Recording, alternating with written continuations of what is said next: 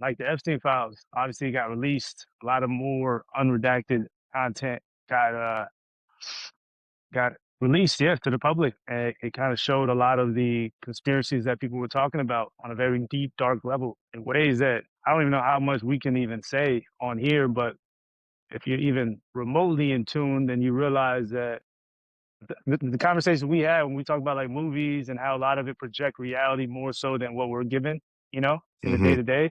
So yeah, I mean, we got vampires taking blood, we got baby eating humans, we got people hunting, and to me, I guess the biggest reveal and insight that I got from all of this was that there's clearly a system in place, right? From the moment you're born to adulthood, there's systematic oppression, but on a very deep, dark level. Like not in like a racial, but like all of humanity is being funneled through systems that just seem to get darker and darker. I mean, and we can kind of unpack that a little bit, but just wanted to get your thoughts on because there's so much. I mean, and more is going to come out, but it kind of fascinated me. Like when you see fathers being removed from the household, right?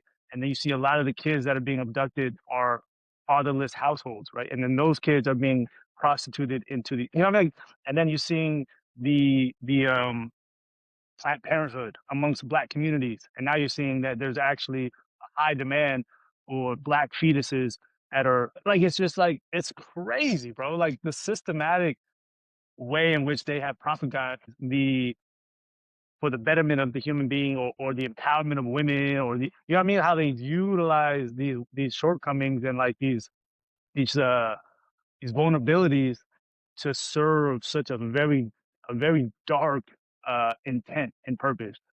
Like, yeah, what has been your reflection so far as Epstein saga continues? Well, I think essentially, man, it's all of that.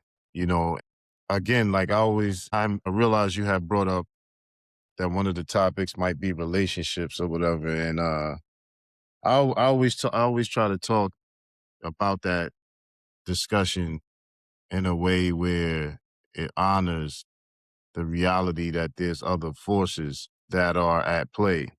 You see what I'm saying? At a larger level that causes whatever problems men and women have interrelationally to be exacerbated for nefarious purposes.